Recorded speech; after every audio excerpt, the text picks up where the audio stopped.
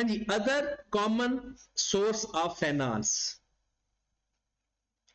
ये तो आपको पता चल गया ना, हमने पैसा लेना है, हम कंपनी है, हम कौन है, हम कोई कंपनी है, हमें पैसा चाहिए, हम पैसा लेने गए और अभी हमारा बिजनेस स्टार्ट हो रहा है, ठीक है, हम कंपनी है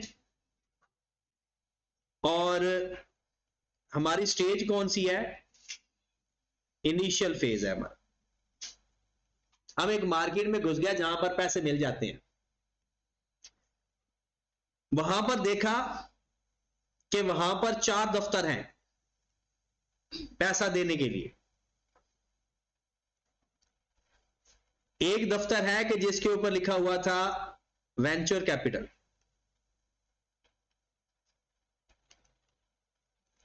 एक दफ्तर था जिसमें लिखा हुआ था प्राइवेट इक्विटी,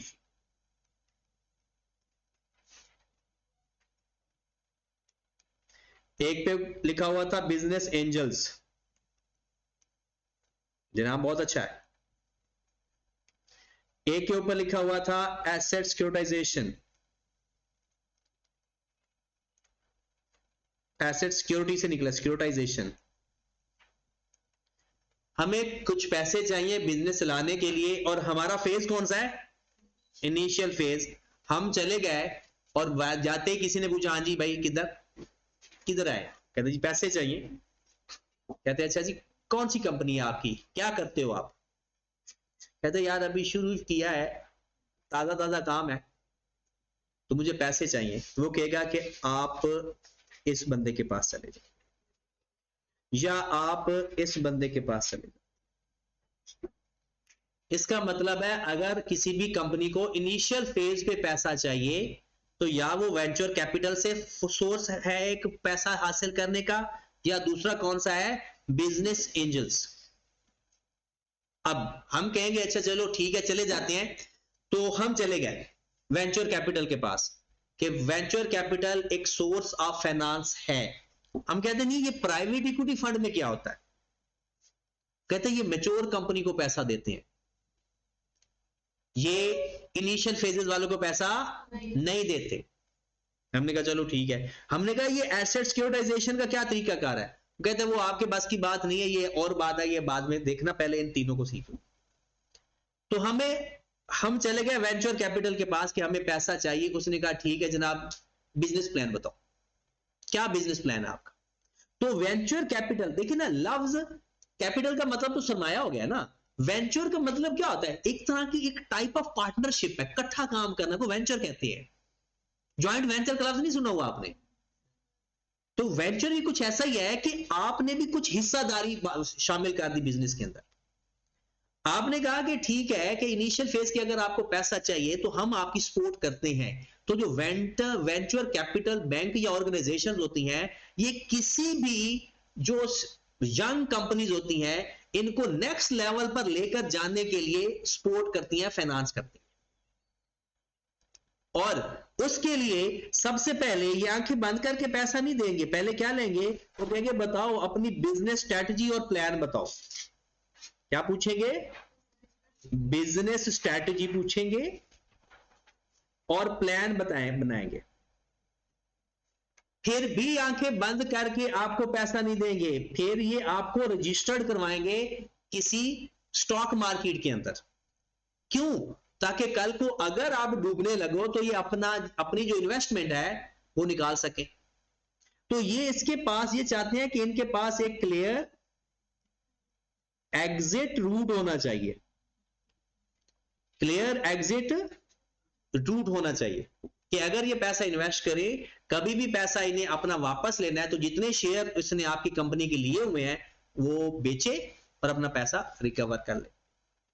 कहता है जो वेंचर कैपिटल होता है ना, ये नॉर्मली 3 से 7 साल की रेंज में पैसा इन्वेस्ट करता है, आफ्टर दिस टाइम वो अपना प्रॉफिट लेता है और अपनी सारी इन्वेस्टमेंट निकाल लेता है। तो वेंचर कैपिटल के बारे में अगर आप चंद बातें याद रखोगे तो सबसे पहले तो यह है कि ये इनिशियल फेज में जो कंपनी स्टार्ट होती है उनकी ये हेल्प करता है, फाइनेंस करता है उनको, लेकिन उसके लिए वो क्या मांगता है, एक बिजनेस स्ट्रैटेजी मांगता है कि भाई मुझे आकर बैठो बताओ कि आपने बिजनेस शुरू कैसे करना है, हम कहते हैं नहीं सर ये नहीं हमें पता, पैसा दे दो बस। तो क्या आपने पैसा मिलेगा? तो इसलिए पैसा लेने के लिए आपको फिर भी बिजनेस प्लान अपना शेयर करना पड़ेगा। अब ये जब बिजनेस प्लान और स्ट्रेटजी से पसंद आ जाए तो फिर ये कहता है ठीक है हमें इसको किसी मार्केट में ना रजिस्टर्ड भी करवाओ, ताकि कल को अगर कोई मसला आने भी लगे तो मेरे पास एक एग्जिट रूट हो, मैं अपनी इन्वेस्टमेंट अपने शेयर बेच दूं, यहां पर हमारे वो शेयर ट्रेड होंगे। और इसमें 3 से 7 साल होता है कि इसमें वो 3 से 7 साल नॉर्मली टाइम होता है, और इतने सालों में वो क्या चाहते हैं कि भाई उसका अपना प्रॉफिट भी मिल जाए और अपनी सारी इन्वेस्टमेंट भी लेकर खत्म कर देते हैं रिलेशन। कंपनी उस वक्त तक मेरे ख्याल में स्टेबल हो चुकी होती। फिर वो कहते हैं इसके अंदर ना एक काम होता है, एमबीओ का लफ्ज इस्तेमाल करते हैं, मैनेजमेंट बाय आउट।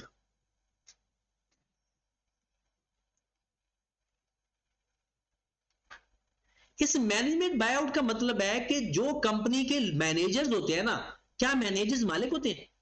नहीं, वो कंपनी में इन्वेस्टमेंट करके ना ओनरशिप ले लेते हैं थोड़ी सी। मतलब वो कहते हैं कि अगर ये इस तरह की फंडिंग वेंचर कैपिटल का ये भी एक टाइप है कि जो मैनेजमेंट बैठी है ना वो ही, क्योंकि वो सारा बिजनेस को भी जानते हैं, चला भी वही रहे हैं, उन्हें पता भी है कि कल को अगर कोई ट्रांजैक्शन खराब होती है तो हमें पता, सारी उसको बिजनेस स्ट्रेटजी का भी पता है, तो वो ही पैसा इन्वेस्ट कर देते हैं। वो कहते हैं कि इसके अंदर वेंचर कैपिटल के अंदर एक management by out type financing भी हो जाती है। तो वेंचर कैपिटल में अगर आपको इनसे फाइनेंसिंग चाहिए तो क्या करना पड़ेगा? पहले आपकी जी की जो कंपनी है वो इनिशियल फेज पे हो तो यहां से पैसा मिल जाएगा। दूसरा, जब भी आपको पैसा चाहिए तो क्या क्या आपको पहले बिजनेस स्ट्रेटजी और प्लान देना पड़ेगा, और क्लियर एग्जिट रूट भी होगा तब वो पैसा देगा। 3 से 7 साल तक वो इन्वेस्टमेंट करता है, उसके बाद वो अपना रिटर्न और इन्वेस्टमेंट वापस टेक आउट कर लेता है। और इसमें जो वेंचर कैपिटल के अंदर जो एक ये भी सोर्स होता है कि वो मैनेजमेंट बाय आउट प्रोसेस इस्तेमाल करते हैं, मतलब मैनेजर ही इन्वेस्टमेंट कर देते हैं। और फिर आगे तो इसकी फीचर्स ही हैं कि जो वेंचर कैपिटल है ये किसी भी कंपनी, यंग कंपनी को नेक्स्ट फेज में ले जाने के लिए भी फाइनेंसिंग करती है। तो हमने जब भी इसका सवाल का जवाब देना है, हाँ ये चीजें पेपर में अब आ सकती हैं। वेंचर कैपिटल में सबसे पहले देखें, वो कहता है कि normally use capital provided to a private company. पहली बात, ये प्राइवेट कंपनीज को, क्योंकि जो लिस्टेड कंपनी है ना वो तो आपको पता है स्टॉक एक्सचेंज में जाती है या वो कैपिटल मार्केट में जाती है, तो ये जो प्राइवेट कंपनीज है ना इनके लिए ये सोर्स होते हैं। By a specialist investment institute sometimes with support from the bank in the form of loan. पहले तो है कि वेंचर कैपिटल कंपनीज को लोन फराहम करती हैं। The company must demonstrate the venture capitalist organization that is clear strategy and a convincing business plan। यहां से ये काम शुरू हो रहा है। पहली बात कि वेंचर कैपिटल ऑर्गेनाइजेशन किसको फंडिंग प्रोवाइड करती है? प्राइवेट कंपनीज को। और प्राइवेट कंपनी को उस वेंचर कैपिटल ऑर्गेनाइजेशन को बिजनेस स्ट्रेटजी और बिजनेस प्लान शेयर करना पड़ेगा। A venture capital organization will only invest if there is a clear exit route। मतलब क्या लिखा हुआ है? लिस्टिंग ऑन एन, किसी मार्केट के अंदर उसको रजिस्टर्ड होना भी जरूरी है और उसके बाद वो क्या पैसे आपको देने के लिए तैयार हो जाएंगे। Investment is typically 3 to 7 years after which venture capital realize their profit and exit their investment। तो कितनी बातें हो गई? 4। पहली बात क्या है कि venture capital provide the fund to a private companies. दूसरी बात क्या होगी कि फिर प्राइवेट कंपनीज को, वेंचर कैपिटल ऑर्गेनाइजेशंस को अपना क्लियर बिजनेस स्ट्रेटजी और प्लान देना पड़ेगा, और फिर वो सिर्फ तब इन्वेस्ट करेंगी अगर उनके पास क्लियर एग्जिट रूट होगा। 3 to 7 years के बाद दे take their investment या exit their investment after realizing their profit। फिर आगे कुछ इसके बारे में ये बात याद रखिए कि हम ना एमसीक्यूज के पॉइंट ऑफ व्यू से पढ़ रहे हैं। एमसीक्यूज में कोई भी बात आ सकती है, वो कहता है venture capital is important source of finance of management by out. कहते हैं ये एक सोर्स है मैनेजमेंट बाय आउट भी वेंचर कैपिटल। वो कहते हैं कि आप मैनेजमेंट बाय आउट के जरिए भी कर सकते हो। एक और भी इसका मतलब बनता है कि आप वेंचर कैपिटल ऑर्गेनाइजेशन क्या करेगी, वो कहेगी ठीक है पैसा ले लो हमसे, एक डायरेक्टर हमारा भी होगा, मैनेजमेंट में अपना बंदा ऐड कर देते हैं। मैनेजमेंट बाय आउट का मतलब ही है मैनेजमेंट खरीदना। तो ठीक, एक तो यह कि मैनेजर्स खुद पैसा दे दे, या फिर क्या हो कि आप पैसा देकर मैनेजर बन जाओ। तो एक दफा मैं से प्रैक्टिकल लाइफ के अंदर भी मेरे पास ऐसी 2-3 एग्जांपल्स आई कि एक दफा ना हम एक बैंक में गए, तो उस बैंक के लोगों ने यानी मैनेजर्स ने बोला कि आपके बच्चा कोई कैशियर वगैरह बनना चाहता है। मैंने कहा ये तो बड़ा आसान काम है। मैंने कहा ये तो आपको पता है हर बंदा चलो जॉब मिल जाएगी। कहते नहीं, उसके लिए ना आपको इतने लाख अपने अकाउंट में जमा करवाने पड़े। अब वो जॉब बेचना चाह रहे हैं और रिश्वत भी नहीं ले रहे, वो सिंपल ये कहते हैं। अब होता भला क्या है, ये जो बैंक में लोग काम करते हैं इन्हें टारगेट्स मिलते हैं डिपॉजिट्स के। अब जो डिपॉजिट्स अपना अचीव करता है उसको कमीशन मिलता है और उनकी सैलरी से कहीं ज्यादा होता है। अब वो जो मैनेजर्स होते हैं फिर वो इस तरह से अपनी जॉब्स को बेचते हैं। कैसे? अगर उन्हें सपोज एक मैनेजर, एक बैंक के मैनेजर को कैशियर चाहिए, अब जाहिर सी बात है कैशियर तो उसने रखना ही रखना है। अब वो किसी को कह देता है कि मैं आपको कैशियर लगवा देता हूं। अगर आपका कोई बंदा खानदान के अंदर, हम मैं रिश्वत नहीं ले रहा, सिर्फ अकाउंट ओपन कर दे और उसमें 10 लाख रुपए जमा कर दे और पैसे भी वैसे भी वो कहता है। तो वो मेरे गांव में बहुत सारे लोगों ने ऐसा किया, अपने बच्चों को नौकरियां लगवाई, किसने 5 लाख जमा करवाया, किसने 10 लाख जमा करवाया, किसने 20 लाख जमा करवाया, तो उस मैनेजर को उसका कमीशन मिला होगा। तो ये इस तरह की स्ट्रैटेजीज होती है। लेकिन फिलहाल इस वेंचर कैपिटल में क्या होता है, बिजनेस मैनेजमेंट बाय आउट का मतलब है कि आपने पैसा दिया तो आप मैनेजर लग जाओ, या फिर मैनेजर ही पैसे दे दे तो वो ऑनर बन जाए। उसके बाद venture capital provide finance to take young private companies to the next level. और कहते वेंचर कैपिटल में provide cash for startups but this is less likely. कहते स्टार्टअप्स एक ये ना कि ये यंग कंपनी की बात कर रहा है। यंग कंपनी का मतलब है कंपनी बन चुकी है, अभी स्टार्ट नहीं हो रही कंपनी। वो कहते हैं स्टार्टअप के लिए भी पैसे देते हैं लेकिन ये बहुत रेयर केस है। तो वेंचर कैपिटल की कोई बात आ जाएगी तो पहचानी जाएगी, मिक्स भी हो सकती है, आगे अब बाकी फाइनेंसिंग पढ़नी है हमने। तो फिलहाल वेंचर कैपिटल में अगर हम देखें जी प्राइवेट कंपनीज को देती है, वो तो सारे ये प्राइवेट को ही देते हैं, नंबर 1। नंबर 2, ये जब भी फाइनेंसिंग देगी तो कंपनी को डिमॉन्स्ट्रेट मतलब जाहिर करना पड़ेगा क्या, clear strategy and business plan, convincing business plan. और ये पैसे दे देगी बट इसके पास जब क्लियर एग्जिट रूट होगा, 3 से 7 साल के लिए पैसे देते हैं ये, फिर उसका अपना प्रॉफिट रियलाइज करने के बाद एग्जिट कर देते हैं इन्वेस्टमेंट। उसके बाद ये it is a source of the management by out. उसके बाद वेंचर कैपिटल यंग कंपनीज को लोन देते हैं टू द नेक्स्ट लेवल, और स्टार्टअप के लिए भी देते हैं बट ये लेस लाइकली। उसके बाद बिजनेस एंजल्स। बिजनेस जी ये पब्लिक प्राइवेट कंपनी, तो ये तो इनकी प्राइवेट प्लेसिंग होगी। नहीं, प्राइवेट देखे ना, source of financing private placing. अगर प्राइवेट कंपनी अपने शेयर इशू करती है, इन्वेस्टर को इश्यू करती है। अब देखें, अब प्राइवेट कंपनी हो या लिस्टेड कंपनी हो, उसके पास क्या सोर्स ऑफ फाइनेंसिंग सिर्फ एक ही होता है। प्राइवेट इक्विटी फंड तो एक सोर्स है। आप अपने प्राइवेट इक्विटी फंड अगर आप क्रिएट करना चाहते हो, जैसे अगर आगे हमने पढ़ना भी है, तो ये भी एक, और जो प्राइवेट प्लेसिंग होता है वो तो सिंपल शेयर्स आपने बेचने हैं। ये तो मैनेजमेंट बाय आउट भी हो सकता है, मतलब मैनेजर्स पैसे देकर बैठ जाए, उसमें तो आपने किसी खास इन्वेस्टर को देने होते हैं ना, तो ये मेन वो एम्प्लॉय भी आपका शेयर होल्डर बन जाता है। बिजनेस एंजल्स कहते हैं मालदार शख्स को। ये बंदे इसमें और वेंचर कैपिटल में जो मेन फर्क होता है, ये छोटे बिजनेस के लिए होता है पहली बात, और दूसरी बात के do not involve in the management. वो क्या है, मैनेजमेंट में इन्वॉल्व है। मैनेजमेंट बाय आउट का मतलब क्या है, वो मैनेजमेंट में इन्वॉल्व है, या तो वो खुद मैनेजर है या वो मैनेजर लगवा रहा है, या मैनेजर ने पैसे दे दिए, या पैसे देकर मैनेजर लग गया, तो वो तो बिजनेस मैनेजमेंट में है। तो जो बिजनेस एंजल्स होते हैं ये पैसा होता है। जैसे मैं अक्सर एग्जांपल देता हूं कि सपोज दैट आप लोग कल चार्टर्ड अकाउंटेंट बन जाते, अब चार्टर्ड अकाउंटेंट के बाद आपने मेरी बातों से इंप्रेस होकर जॉब ना करते, आप कहते हो हम तो अपनी फर्म ही बनाएंगे, सर ने कहा था, लेकिन फर्म के लिए आपको एक ऑफिस चाहिए, आपको एक प्रॉपर सेटअप, अच्छा सेटअप चाहिए जिसमें आपको कम से कम 50 लाख रुपए चाहिए। तो आप 2-3 जगहों पर वेंचर कैपिटल इधर उधर कोशिश करते हो, पैसे नहीं मिलते, वो कहेंगे नहीं हमें अभी आप पर यकीन नहीं है।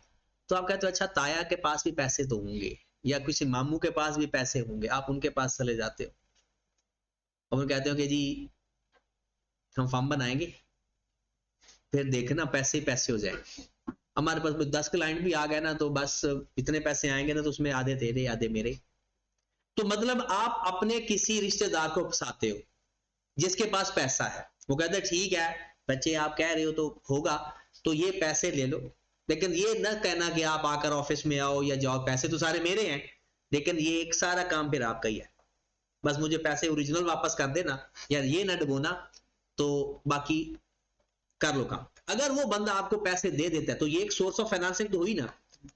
अब हम वैसे ही हम अपना बिजनेस शुरू कर रहे हैं, तो हमारे पहले हुआ ना वो फरिश्ता बंदा जो हमें पैसे दे रहा है, इसलिए तो इसको बिजनेस एंजल्स कहा जाता है।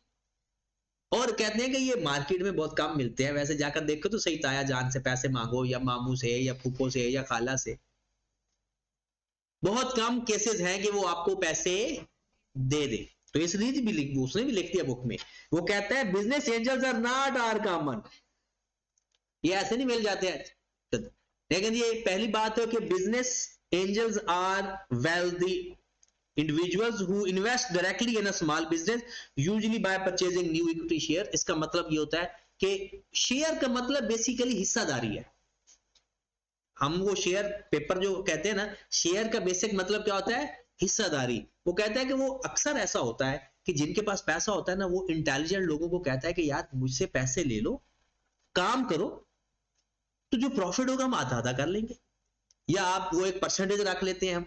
तो ये अक्सर होता है बिजनेस एंजल्स, ये होता है कि जो बंदे के पास थोड़ा सा यानी कजन यानी भतीजे भांजे होते हैं, वो अपने मामू चाचू का बिजनेस चला रहे होते हैं, या उनसे पैसे लेकर अपना बिजनेस सेटअप करते हैं, तो या तो वो बिजनेस के पैसे वापस कर दो, या अगर वो थोड़ा पढ़ा लिखा बंदा है वो कहता है ठीक है यार आप बिजनेस करो, पैसा मैं लगाता हूं, तो हम उसके ऊपर जो प्रॉफिट है वो उसकी एक परसेंटेज शेयर कर लेते हैं।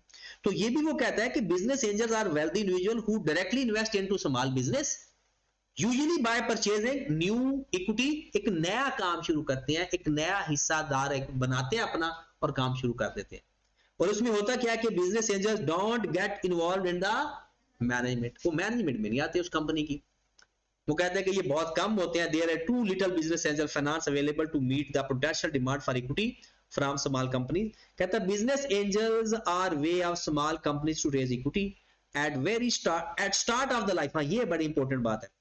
वेंचर कैपिटल में और इसमें क्या फर्क है, दो मेजर फर्क है, सबसे बड़े दो फर्क ढूंढे, एक मैनेजमेंट की इन्वॉल्वमेंट, और दूसरा वो स्टार्ट में रेयर केसेस में करते हैं, वो एक कंपनी होती है इनिशियल स्टार्ट ले चुकी है, लेकिन ये क्या कह रहा है at the very start of their life. ये मेजर फर्क है। अब पेपर में सवाल आ सकता है कि हमने नया नया बिजनेस शुरू किया है या अभी अभी करना है। वेरी स्टार्ट का मतलब क्या है, बिल्कुल स्टार्ट में पैसा इनिशियल एक्सपेंडिचर भी हमने करने हैं, तो हमें कौन सी सोर्स ऑफ फाइनेंसिंग सूटेबल होगी, और यही 4 नाम लिख दिए जाते हैं। तो इस 4 नामों में इनिशियल फेज के ऊपर बिजनेस एंजल्स के लिए वो बिजनेस लेकिन कॉमन नहीं है, लेकिन सोर्स ऑफ फाइनेंस ये उसी में ही कर देते हैं। ठीक होगी बात। तो बिजनेस एंजल में कितनी बात होगी, पहले तो लिखेंगे ये कौन है और किस कंपनी में शेयर इशू कर यानी बिजनेस फाइनेंसिंग करते हैं, स्मॉल बिजनेस में, और ये मैनेजमेंट में इन्वॉल्वमेंट इनकी नहीं होती, ये कॉमन नहीं होते, और दूसरा ये very start of the business ये इन्वेस्टमेंट छोटे बिजनेस में कर देते हैं। ये 4 बातें इसके बारे में इंपॉर्टेंट है। उसके बाद हमारे पास आ जाता है private equity fund. Private equity fund just like venture capital, business management buyout भी होगा इसमें, और वो शेयर जितने खरीदेंगे उतनी फिर मैनेजमेंट में भी इन्वॉल्वमेंट करेंगे, लेकिन इसमें और वेंचर कैपिटल में एक फर्क होता है कि वो क्या होता है, यंग कंपनीज के अंदर इन्वेस्टमेंट कंपनी, ये किस में करते हैं, मैच्योर कंपनीज के अंदर करते हैं। और ये भी, वो भी प्राइवेट कंपनीज को पैसा देते हैं, ये भी प्राइवेट कंपनीज को पैसा देते हैं। बाकी सारी ऑलमोस्ट सेम बातें हैं, लेकिन फर्क क्या है कि वो यंग कंपनीज को और ये मैच्योर कंपनीज को at the high level of risk. इसमें रिस्क ज्यादा क्या होता है, ये ज्यादा पैसा देते हैं, उतनी फिर मैनेजमेंट भी खरीद लेते हैं। जब मैनेजमेंट खरीदते हैं तो ये मैनेजमेंट के अंदर चेंजेस भी करते हैं, ये बिजनेस को ना सेग्रीगेशन करना शुरू कर देते हैं जी, sale department, purchase department, downsizing भी करते हैं। डाउन साइजिंग का पता है, डाउन साइजिंग लोगों को निकाल देना जॉब से। मतलब पहले सपोज इन्होंने पैसा लगाया, अब ये चाहते हैं, क्योंकि ये शेयर होल्डर भी तो बन गए, मैनेजमेंट बाय आउट हुआ। अब हुआ ये कि इन्होंने कहा कि भाई पहले जो 4 बंदे काम कर रहे हैं ना, 2 बंदे उनमें से निकाल दें, वो 2 बंदे चारों का काम करें। इसे कहते हैं डाउन साइजिंग। मतलब टेक्नोलॉजी थोड़ी इंप्रूव कर लो और जो 4-4 बंदे काम कर रहे हैं वहां 1-1 या 2-2 बंदे से काम करवाओ, इसे कहते हैं डाउन साइजिंग। मतलब ये नहीं कि काम कम करना, काम उतना ही करवाना है लेकिन कम लोगों से करवाना है। तो कहते हैं कि प्राइवेट इक्विटी फंड के अंदर पहली बात तो यह है कि प्राइवेट इक्विटी पैसे देते हैं, जस्ट लाइक जैसे वेंचर कैपिटल होता है। उसके बाद ये मैच्योर कंपनी में इन्वेस्टमेंट करते हैं at high level of risk पे।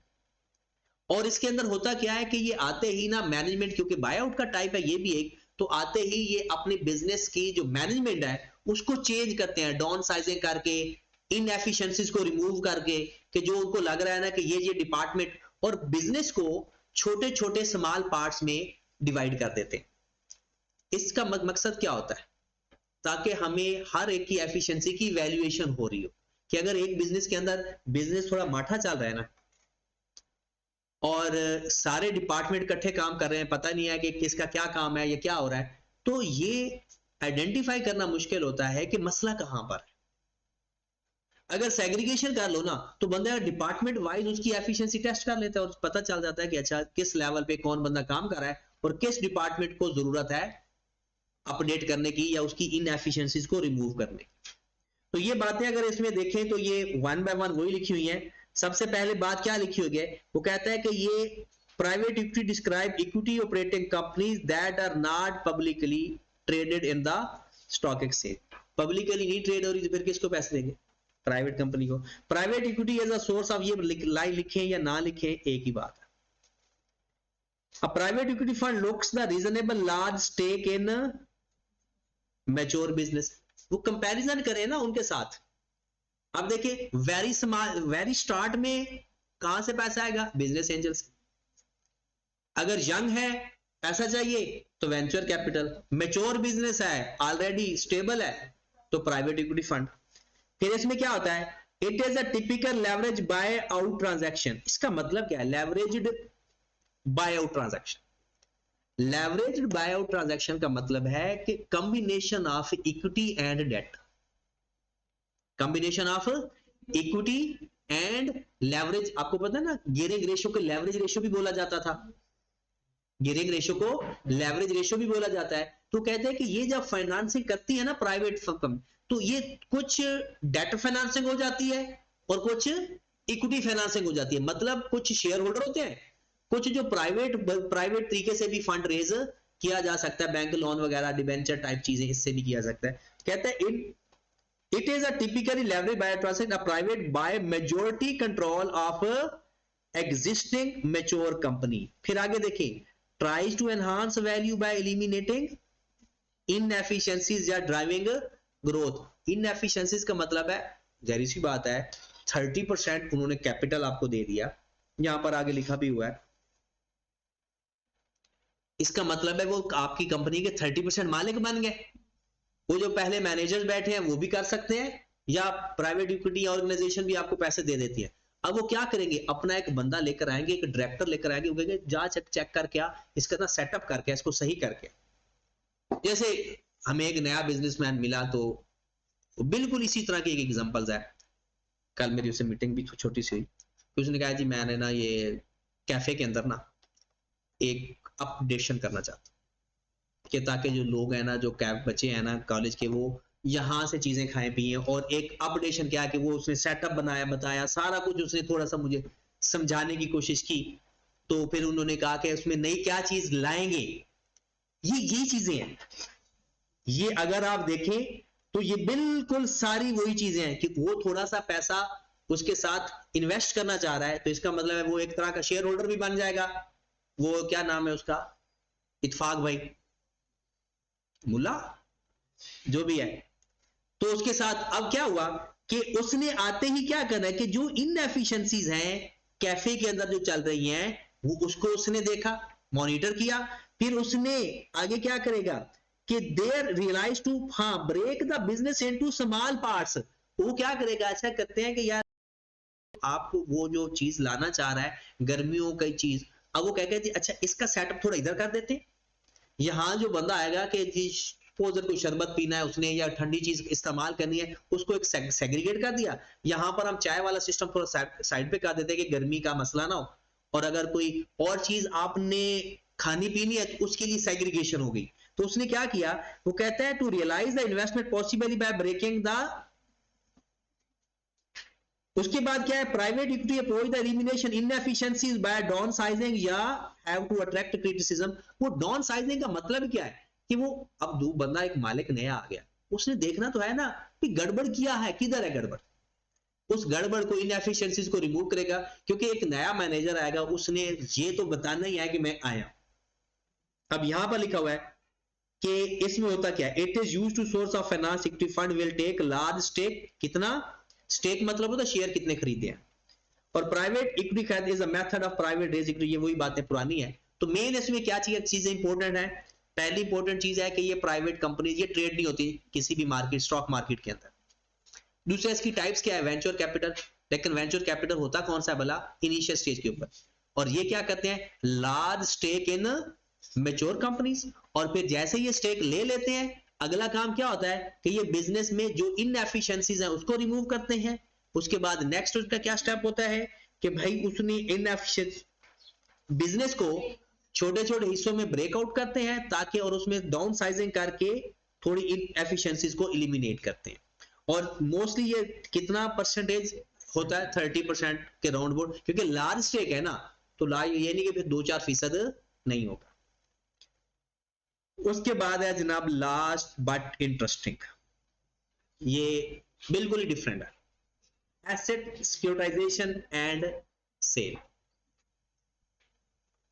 एसेट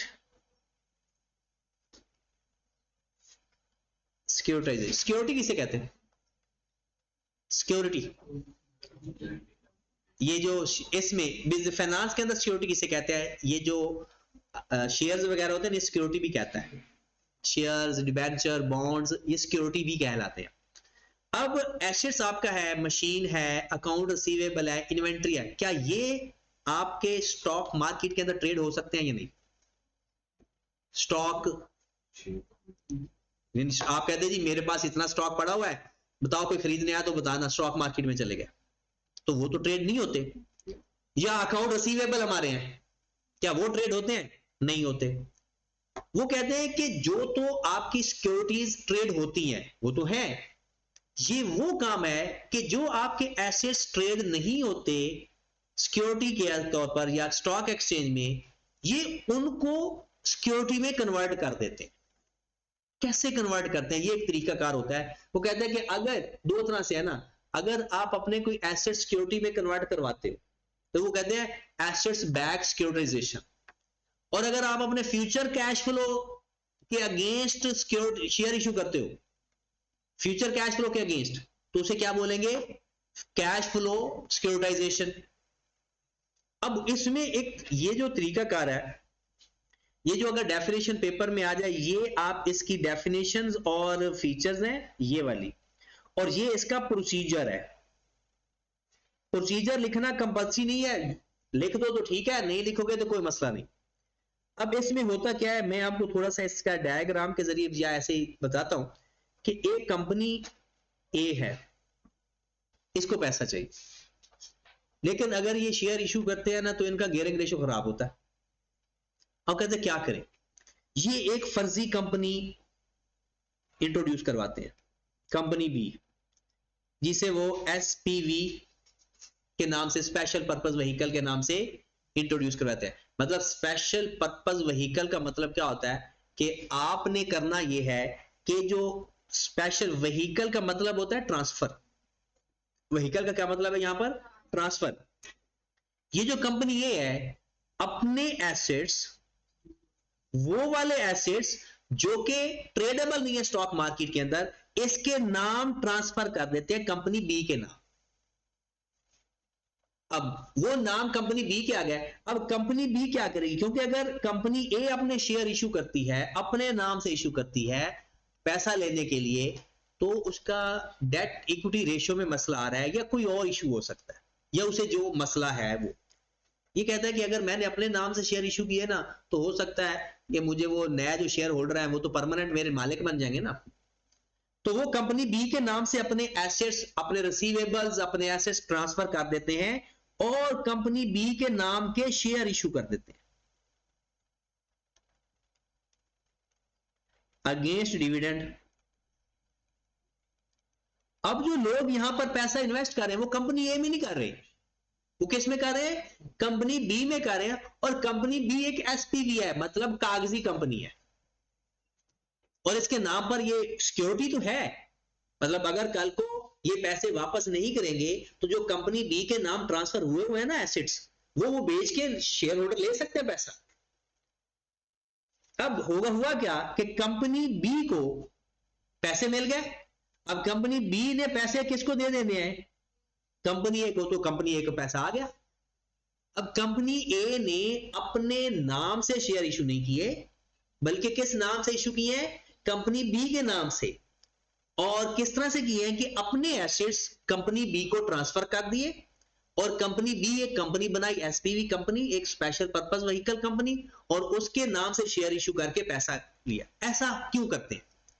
सपोज दैट कंपनी ए की जो मार्केटिंग है या क्रेडिट रेटिंग है वो डाउन जा रही है। कंपनी ए को लगता है कि शायद ना तो मेरे शेयर को मेरे नाम से खरीदे ही ना, या हो सकता है उसकी अपनी रेटिंग इतनी अच्छी ना हो। तो कहते हैं एसपीवी के अंदर ना, अगर एक बी ग्रेड कंपनी है और उसके पास एसेट्स नए हैं, एसेट्स का ए ग्रेड है, मतलब कंपनी के जो एसेट्स है, कंपनी के बजाते खुद जो रेटिंग है वो सी ग्रेड है या बी ग्रेड है, और कंपनी के जो एसेट्स हैं उनकी जो रेटिंग है वो ए ग्रेड है, तो इस मेथड के जरिए आप ए ग्रेड रेट का लोन ले सकते हैं। वो ए ग्रेड का मतलब होता है कितना लोन, मतलब एसेट्स। इस मेथड से एक ये फायदा हो जाता है कि अगर कंपनी की बजाते खुद जो रेटिंग है, रेटिंग पता किसे कहते हैं? क्रेडिट रेटिंग होती है एक प्रॉपर हर कंपनी की, कि इसकी साख क्या है, ये लेन देन में कैसे है। हमारे यानी इवन कि हमारी फैमिली के अंदर भी ये क्रेडिट रेटिंग होती है। जैसे सपोज दैट आपने अपने बहन भाइयों से पैसे लिए, आपने दोबारा मांगे, वो क्या कहेंगे? ये तो पहले नहीं दिए, इसका मतलब है आपकी क्रेडिट रेटिंग खराब है। और अगर वो आपको हंस के हर बंदा पैसा दे देता है कि आप उसको टाइम पे पैसे वापस कर देते हो, तो इसका मतलब है आपकी क्रेडिट रेटिंग ठीक है। तो बिल्कुल कंपनियों की भी एक रेटिंग होती है। जैसे पाकिस्तान किसी से कर्जा लेता है तो कितने तरले, कितने कुछ, मतलब हमारी क्रेडिट रेटिंग मुझे लगता है सी से भी कम है।